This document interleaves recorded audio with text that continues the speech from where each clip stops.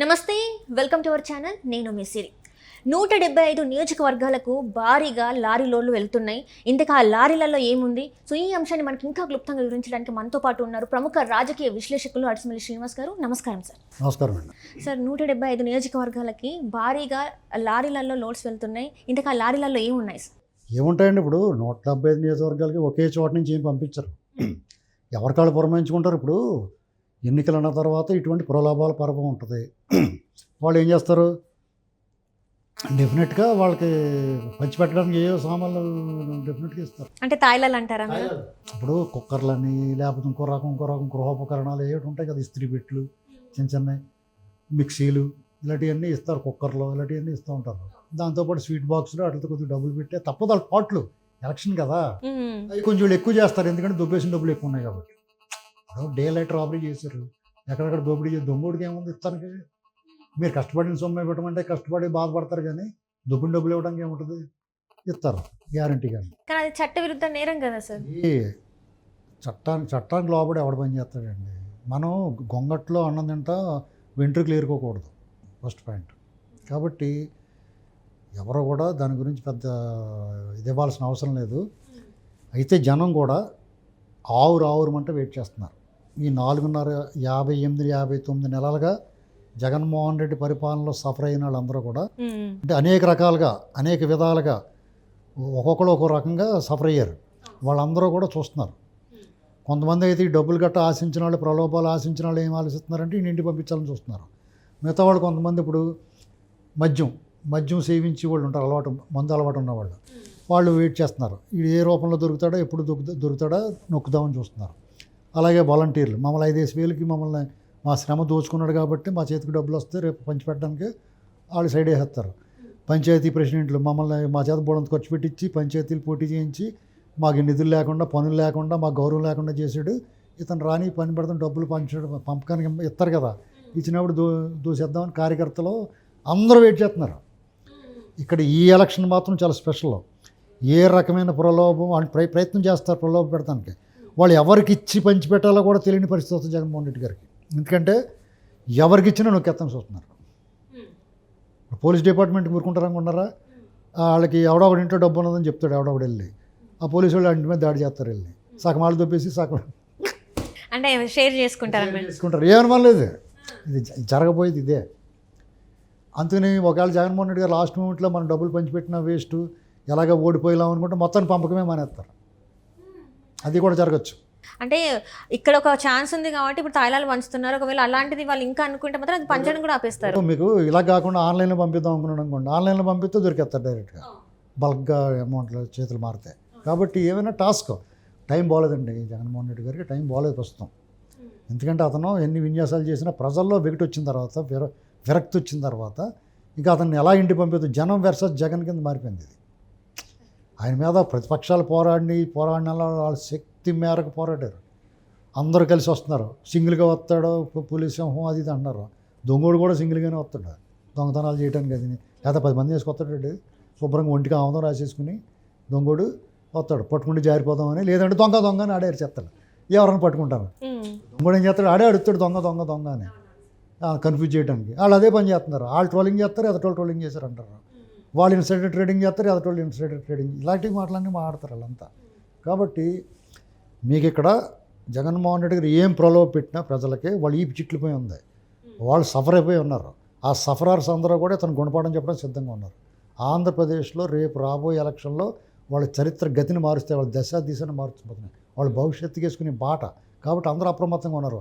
కొంతమంది like minded ఉంటారు, జగన్మోహన్ రెడ్డి గారిలాగా ఆలోచించేవాళ్ళు, జగన్మోహన్ రెడ్డి గారు మనస్తత్వం ఉన్నవాళ్ళు. వాళ్ళు మాత్రం డెఫినెట్గా ఒక 20%, 30% ఉంటారు. అది ఎవడో అవాయిడ్ చేయలేం, అన్అవాయిడబుల్. కాబట్టి మిగతా రెస్ట్ ఆఫ్ ఆల్ ఇతను ఇంటికి పంపించడానికి చూస్తున్నారు. మీరు 175 నియోజకవర్గాలకి 175 లారీలు పంపినా, 350 లారీలు పంపినా, ఏం పంపినా కానీ ఏమీ పని జరగదు వాళ్ళకి. వాళ్ళు ఏంటంటే వాళ్ళు పోటీ చేసి వాళ్ళే ఉండరు సరిగ్గా. ఆల్రెడీ ఎంపీలు చేతులు ఎత్తేసారు. ఈ పొత్తులు ఉన్నాయి కాబట్టి ఎవరన్నా అసంతృప్తులు ఉన్న వాళ్ళు ఎవరన్నా ఉంటే వాళ్ళు ఎవరైనా లాక్కుందామని చూస్తున్నాడు తప్ప మిగతా విషయాల్లో ఆయన టోటల్ డిజాస్టర్ ఫెయిల్యూర్. కానీ ఇప్పుడు అంటే ఇట్లా తాయిలాలు పంచడం అనేది చట్టవిరుద్ధ నేరం. అండ్ ఇంకొకటి ఏంటంటే గవర్నమెంట్ కూడా అంటే మన ఈసీ కూడా అట్లా చూస్తూ ఉండిపోతుంది. అంటే ఎన్నికల కోడ్ లేదన్నా లేకపోతే ఎలా సార్ మరి? ఈసీ కూడా ఊరుకోరండి. ఇప్పుడు ఆ వీడియోలు అవి తీసుకొచ్చి వాళ్ళు కంప్లైంట్ ఇస్తే చర్యలు తీసుకుంటారు. ఆ మధ్య డబ్బులు పంపడం చూశారు, డెఫినెట్గా అనర్హులను చేసేస్తారు. ఇవన్నీ వీడియోలు తీసుకెళ్ళి సబ్మిట్ చేస్తారు, వాడికి డిస్క్వాలిఫై చేస్తారు. అంటే ఇప్పటివరకు ఇవ్వలేదంటారా మరి ఇంత బహిరంగంగా? చాలా వరకు తీశారు, వీడియోలు తీశారు. కోడ్ రాగానే కంప్లైంట్ ఇస్తారు. అంటే కోడ్ వచ్చేంత వరకు వెయిట్ చేస్తున్నారా? కోడ్ వచ్చే వరకు వెయిట్ చేయకపోతే వాళ్ళందరూ ఆళ్ళ బూట్లు నాకు బ్యాచే కదా ఉంటారు అక్కడంతా అంటే వాళ్ళ కనుసన్నల్లోనే జరుగుతుంది కాబట్టి కదా. కోడ్ వచ్చిన తర్వాత మొత్తం సిస్టమ్ మారదు, వాళ్ళ చేతిలోకి వెళ్తుంది. అప్పుడేమన్నా యాక్షన్స్ తీసుకునే అవకాశం ఉన్నది? తీసుకుంటారు. కంప్లైంట్ ఇచ్చినా తీసుకుంటారు. ఇప్పుడు మీరు కంప్లైంట్ ఇస్తే ఎవరికి ఇవ్వాలి? ఎలక్షన్ కమిషన్ ఇంకా కోర్టు రాలేదు కూడా ఇచ్చినా కానీ వాళ్ళు తీసేలా చూసి పక్కన పెడతారు, తర్వాత తీసుకుంటారు. కానీ ఇమీడియట్గా ఎఫెక్ట్ ఉండదు కదా. అంటే దీనివల్ల ఇప్పుడు ఈ లారీ లోడ్స్ వల్ల ఏవైతే తాయిలాలు ఉన్నాయో దీనివల్ల మరి జగన్ ప్రభుత్వం మళ్ళీ వచ్చే అవకాశం ఉందంటారా? అంటే ఎవడం ఇప్పుడు మీకు కేసీఆర్ గారు దళిత బంధువులు ఆ బంధువులు ఈ బంధువులు బోళ్ళని ఇచ్చాడు, ఏమైనా వేసారు ఓట్లు. మీకు ఇక్కడ జనానికి వెగటి వచ్చిన తర్వాత ఇతను మార్చాలి అనుకున్న తర్వాత మీకు ఏం చేస్తే పని జరగదు. తెలివైనడు అయితే ఇంట్లో కూర్చోవాలి నోరు మూసుకుని, ఏం ఖర్చు పెట్టుకున్నాను. అంటే ఇక్కడ చూస్తే తెలంగాణలో చూస్తే కేసీఆర్ గారు జనాల మధ్యలోకి వెళ్ళలేదు, అంటే ఫామ్ హౌస్కి అంకితం అయిపోయారు కాబట్టి జనాల గోడును వినలేదు కాబట్టి ఆయన గద దించాలనుకున్నారు. మరి జగన్మోహన్ రెడ్డి గారి పరిస్థితి ఏంటి? ఆయన జనాల మధ్యలోకి వెళ్ళట్లే అంటారా? కేసీఆర్ గారు వెళ్ళకపోయినా వాళ్ళ అబ్బాయో వాళ్ళ అమ్మాయో లేకపోతే వాళ్ళ మేనవాళ్ళు ఎవరో ఒకరు వెళ్ళి మాట్లాడేవారు. ఈయన దొరికిన ఎవరు వస్తున్నారు, వీళ్ళు చెల్లి వచ్చిందంటే ఇతను ఓటేయద్దని చెప్తుంది. వాళ్ళు చిన్నాన్న కూతురు వచ్చినా బాబు మా ఓడికి ఓటేయకండి మంచివాడు కాదు అంటుంది. వాళ్ళ సొంత చెల్లి వచ్చి కూడా మా ఓడికి ఓటేయకండి, మా ఓడికి అసలు బుద్ధి లేదని చెప్తుంది కదా. ఆల్మోస్ట్ మన అంటే వేరే పార్టీలో ఉంది, ప్రతిపక్ష పార్టీలో ఉంది కదా. పార్టీలో ఉన్న సొంత మనుషులు కదా. ఇప్పుడు blood is thicker than any other కాబట్టి వాళ్ళే చెప్తున్నారు. ఇంకా ఆయన ఎలా ఇంట్లోంచి బయటకు రాడు, వచ్చినా కానీ పరదాలు కట్టుకుంటాడు, చెట్లు కొట్టేస్తారు, రకరకాల విన్యాసాలు చేస్తూ ఉంటారు కదా. కాబట్టి ఏమైనా జగన్మోహన్ రెడ్డి గారి ఈ విషయంలో టోటల్ అట్టర్ ఫెయిల్యూర్. అతను ఇంటికే పరిమితం అవుతాడు, లేదా జైలు పోతాడు. మరి కొంతమంది నాయకులు మాత్రం ఈ జగన్మోహన్ రెడ్డి గారు చేసినంత అభివృద్ధి ఇంతవరకు ఏ నాయకుడు చేయలేదు, ఈ జగన్మోహన్ రెడ్డి గారు మాత్రమే చాలా ధైర్యంగా అడుగుతున్నారు, నేను చేసిన అభివృద్ధిని చూసి నాకు ఓటు వేయండి అని చెప్పేసి అని అంటే ఇంతవరకు ఏ నాయకుడు అడగలేదు అని చెప్పేసి అంటున్నారు. మరి వాళ్ళంతా ధైర్యంగా చెప్తున్నారు కదా. ప్రజలకు వదిలేడు, నేను చేసిన అభివృద్ధి ఏదో చూసి ఓటేయమన్నాడు అంటే ఏదని చెప్తున్నాడు జనాలకి. అది మా ధైర్యమే కదా. అది నాకు ఓటేయకంటారా బాబు అని చెప్పడం అంటే ధైర్యమే కదా అది. ఆయన ఏం చేశాడని ఓటేస్తారు, నేను చేసిన చూసి అభివృద్ధి చూసి ఓటేయమంటున్నాడు. నువ్వేం అభివృద్ధి చేసేవయ్యా బాబు, అయితే వద్దా నీకు అని మానేస్తారు. ఎలాంటి అభివృద్ధి జరగలేదంటారా? ఏం జరిగింది అసలు ఒకటి చెప్పండి, పలానా చేసాడని ఏం లేదు. అది ఆయనకి తెలుసు ఆ విషయం. అందుకే ఇలాంటివన్నీ చేస్తున్నారంటారా, తాయిలాలు ఇస్తున్నారు? ఇప్పుడు రాజకీయం అంటారు, రకరకాల విన్యాసం చేస్తారు, అబద్ధాలు ఆడతారు, మేము అభివృద్ధి చేసామని బొంకేస్తారు, బోకరించేస్తారు, పచ్చి అబద్ధాలు మాట్లాడతారు. అది జనాలు బేరీ చేసి చూసుకోవాలి. గతంలో ఎలా ఉంది, ఇప్పుడు ఎలా ఉంది, వీళ్ళు ఏం చేశారు. సో ఇప్పటికీ అంటే ఈ ఎలక్షన్స్ మాత్రం జగన్మోహన్ రెడ్డి గారికి మాత్రం చాలా కీలకమైన ఎన్నికలు అంటారు. బాగానే కీలకమైన చావోరు ఏమన్నట్టు ఉంటారు, లేదంటే జైల్లో కూర్చోవాలి పోయి. మామూలుగా ఓటమి ఎదురైందంటే అతను ఓడిపోయాడంటే ఇక అతను సమర్థించిన వాళ్ళని అతను కూడా ఉన్న అధికారులు, అతను అరాచకాలకి తోడ్పాటుగా నిలబడిన వాళ్ళు అందరి పని ఈ సిట్లు పోతే అందరికి ఎవరిని వదిలిపెట్టరండి జనం. అంటే ఆయన పక్కన ఉన్న వాళ్ళందరూ ఎవరైతే తన పక్కన అందరూ ఉన్నాయి.